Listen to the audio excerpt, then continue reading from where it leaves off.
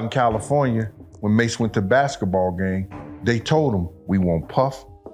I believe that women have been coming out, but nobody was listening. You understand? Nobody wanted to.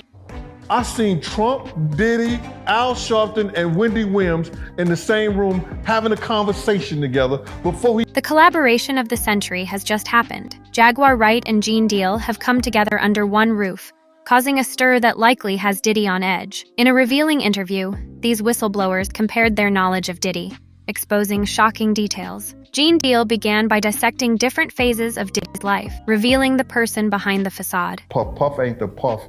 Puff had different phases of his life that y'all don't understand. And let's get down to the nitty-gritty of it. You understand? First you got Puff Daddy, who had Daddy's house and the parties and things like that. Then you had Puff. You understand? Then you had Diddy. Then you had Brother Love, and then Love. I had Puff around the stage when he was Puff Daddy and Puff and some of Diddy. Not the new Diddy that they gave the diddler and everything like that. So he ain't the guy, he wasn't the guy that y'all see now back then when he was in Harlem. You understand? He was the guy that our crew chased down the street because he was trying to be a part of it and he ran. You understand? We brought him back, beat the shit out of him, hit him in the head with cake spoon, with champagne and all the other shit like that. He was wanted to be a part of us. He was the one who used to beg, don't go to the party, please, please, I'm on my way, so he could walk in the club with us. Heck, he even brought up Papa Combs. I learned from his papa, one of the biggest gangsters in Harlem, New York Freddie, right? The police said they went to New York Freddie's house in Mount Vernon and he had stacks of $100 bills 6 feet high in the whole basement. That's how much money he had. He was the one who started Russell Simmons. They won't tell y'all that story. He was the one who started Russell Simmons and them into the music business because he had a record label first that Russell Simmons used to work for. So now, New York Freddie want to talk to Big Gene. One of his lieutenants back in the day, if you see his story, his name was Omar. Omar was our OG from 112th Street, 114th Street. They used to come around with us. They used to love the food I used to cook because I'm a hell of a cook. You know what I'm saying? So now, Omar said, yo, New York Freddie want to talk to you, Gene. I told him he used to bodyguard Puff because he want to talk to Puff and tell Puff the real story about his father. So I said, yeah, all right. So I'm like, New York Freddie. I knew my history. I knew what New York Freddie was about. So I went and took a meeting with New York Freddie. He said, New York Freddie said to me, he said, yo, man, I've been trying to get in touch with Puff. Russell Simmons, none of them would take my calls. It's all good. He said, I want to tell Puff the true story about his father. And I said, yo, all right, okay, you know what's up. You're gonna listen to those guys. You understand? So New York Freddie said, Puff father sold some drugs to one of their undercover guys. You understand? They arrested him because they had cops on the payroll to, you know, see what you about. He said they brought him the tape and the written confession that Puff father signed. So I was like, yo, he said, we gave him $10,000. It was a New York City cop. He worked for them. He said, we gave him $10,000. Puff father said that he only told because he had a wedding to go to, which I thought was hilarious. You understand? This is coming from New York Freddie. So he said that I wanted to talk to Puff, but he wouldn't take my calls, he wouldn't see me. He said, I want to let him know that I told the guy, y'all got to get rid of him. Y'all brought him in. He pointedly addressed the long-standing mystery surrounding Tupac Shakur's death, implicating Diddy. Rumors suggest Diddy may have orchestrated Tupac's demise to dominate the rap scene, although Gene couldn't confirm a bounty on Tupac's head. Once they figured out they couldn't get me, they stick the people from downtown on me. You know what I'm saying? The big boys. That's wrong, man. They sure should have just kept this shit street. You know what I'm saying? He should have kept this shit street. I really didn't like that. He told the first night. Didn't nobody give me no grief or nothing. You know what I'm saying? They told the first night, man.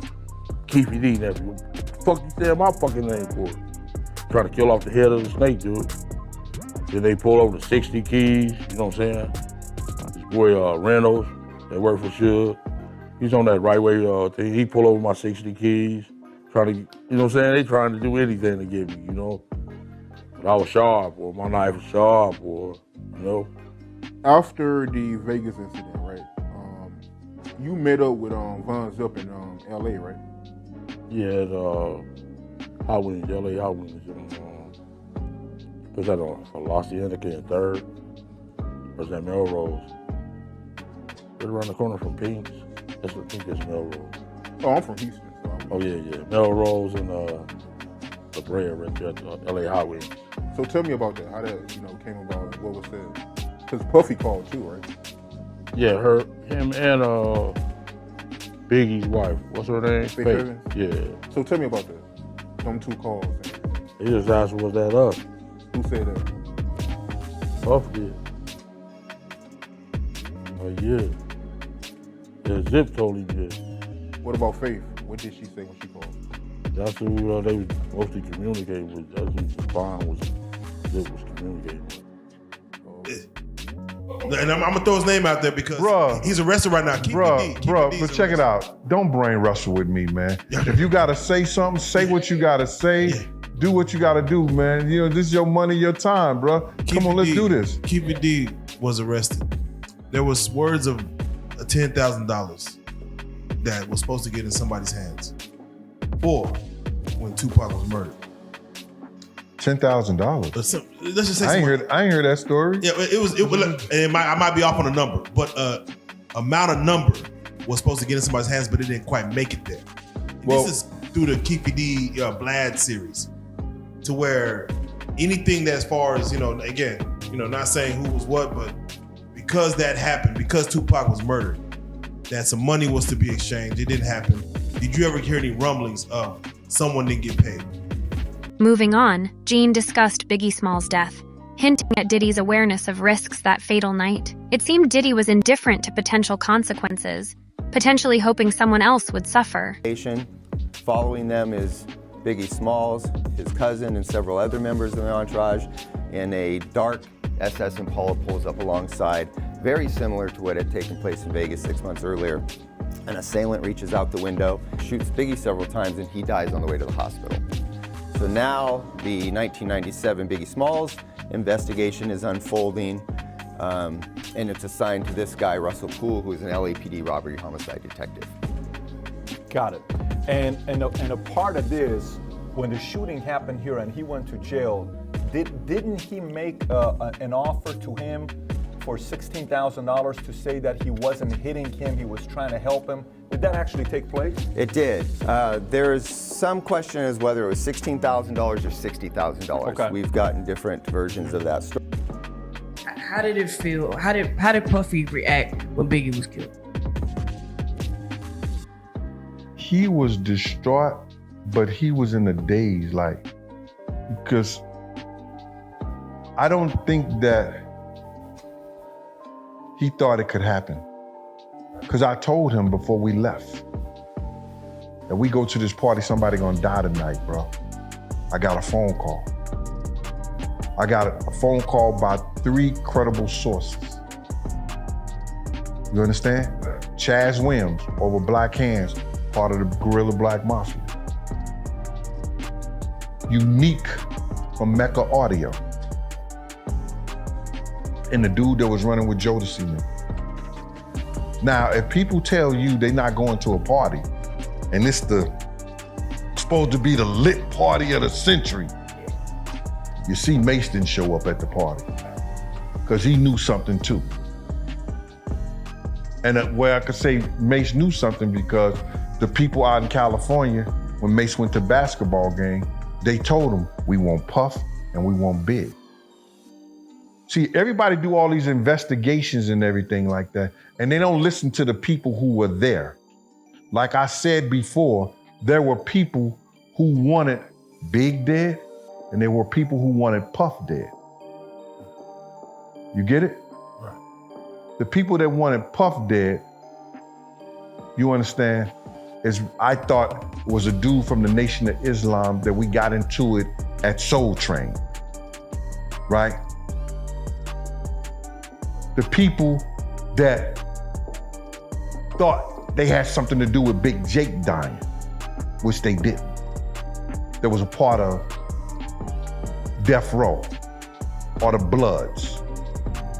Then you got the guys that Big, what was called the Dog Pound, the guys with the Dog Pound when Big was out there. He was in New York, and the Dog Pound was in New York doing a video. Yeah. Big made a phone call to the radio station. I don't know why they aired that shit today, and said, "Yo, New York, y'all let the Dog Pound be in Red Hook and do a video." So now they want Big head. That they video shoot got shot up, bruh. Them bullets ain't have no names on it. That's a Snoop Dogg video with Right. Dog Pound in Yeah. New York, New York. Right. So you understand what I'm saying?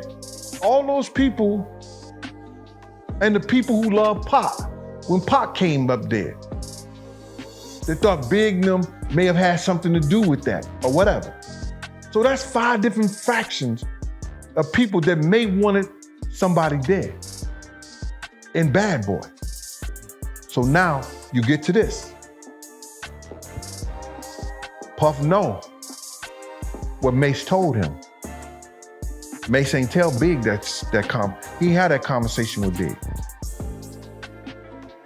But I had a conversation with Big and them about coming around anywhere we go. Don't come to no parties, don't come nowhere. Cause it's like that. And just because I don't know the full story, but May said he was with Brandy, the singer? Or is this Brandy somebody else? Mace said he was with Brandy the singer. I was in a hotel room with Mace, with Brandy. With Brandy, yeah. Okay. So if you was hotel room with Brandy, why did you make the statement, Brandy called me trying to get me to go to the party? So was she next door to you? She was next to you, y'all both on y'all cell phones and shit? And she said, "Yo, Mace, we ought to go to the party." He said, "Brandy, I'm not going to the party." If you with her, you gotta watch what people say. I'm not saying he wasn't with Brandy at some time, but was he with Brandy after Big got killed or before Big got killed? And this is the biggest party in the industry, the Vibe party, that's the Soul Train after party. Someone says Diddy set up Biggie to get killed. What do you say to that? I actually thought that he put Big in a situation and thought that the individuals who was gonna come to do something to Big would have did something or try to do something to Big. I don't believe, I'm trying not to believe that he had anything to do with Big's. Gene also shed light on Diddy's treatment of women like Cassie, Misa Hilton, and Gina Huynh. It got really crazy that time. We was upstairs and he had like, we were in his closet and he like pushed me and I fell to the ground and then he like stood over me. So I was like laying on my back and he stood over me and he started like punching me like this. Like he avoided my face, but he like started punching me like on the side of my head and I was just like covering my face. And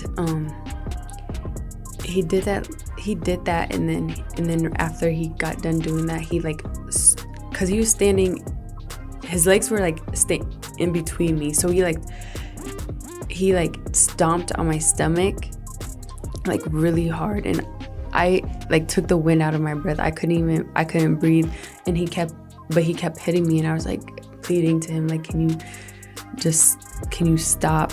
I can't breathe. And he like stopped for a little bit. He like grabbed my hair from the back and like was like punching the back of my head. Cause he was just avoiding my face when he was like hitting me. Or worried if the cops was gonna knock at my door.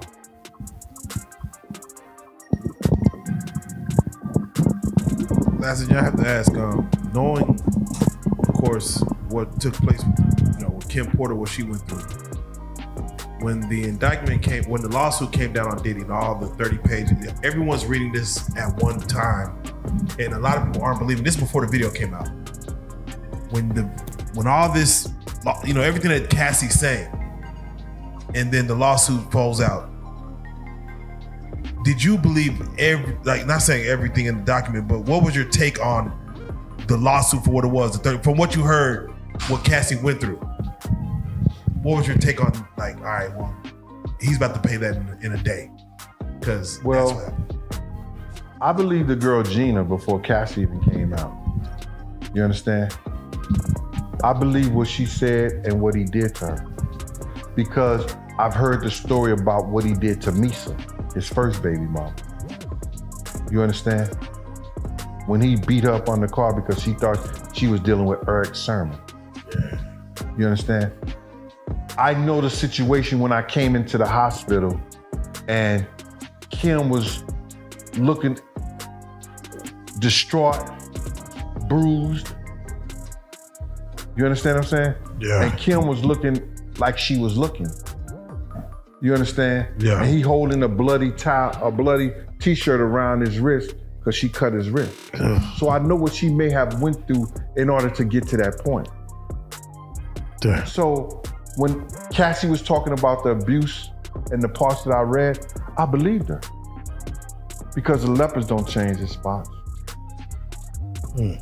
Allegedly, Diddy's behavior has been far from respectful, with incidents that went unaddressed for too long, as earlier victims' voices were ignored.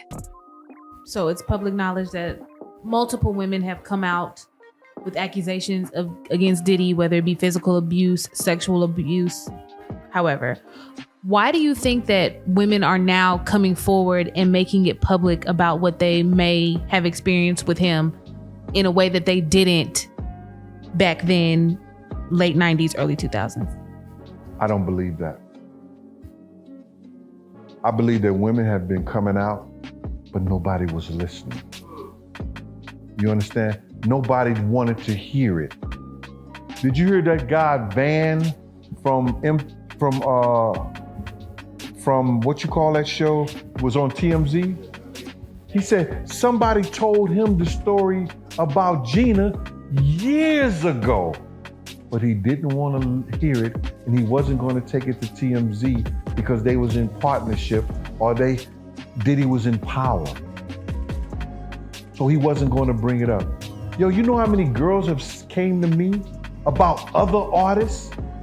Women have always been telling these stories and wanted somebody to talk to or somebody to do something about it, but nobody would do it. No, the police wouldn't take it. You understand? Lawyers wouldn't take it. Now lawyers see a paycheck. They taking it. And that's what it's about. Women have always been talking about it. Regarding Diddy's legal troubles, Gene speculated about potential charges like money laundering that could land him in jail. Being the background of the law enforcement, right? Right. Is Diddy going to jail? I think that the easiest thing to do is to get somebody on some money laundering. Diddy have over 18 companies that he was dealing with. He put every business in his children's name or his mother's name. I don't think any of those businesses are straight into his name. So there's got to be some shadiness going on somewhere. The government wouldn't ask for all the IRS papers. You understand? All the tax papers for the last 3 years of any of his companies if they didn't think something was going on. You understand? So if he doesn't go for any of the assaults or something like that, I don't know. It may be something having to do with tax evasion, money laundering, or something like that. Or maybe even drugs or something. Because you know they have that guy, Jonathan Odie. Yep. You understand? Jaguar Wright concluded by criticizing those who discredit their revelations. She emphasized that speaking up has been crucial for the victims, preventing worse outcomes. Because for us, we get a lot of flack for just telling the truth. And the truth is the only thing I would say that we're doing is just being accountable for what we saw and being accountable for the hell it started. You know, what a lot of people don't realize is right now in this moment, everybody's looking at, oh, well, Diddy's is bad. What about this person? What about that person?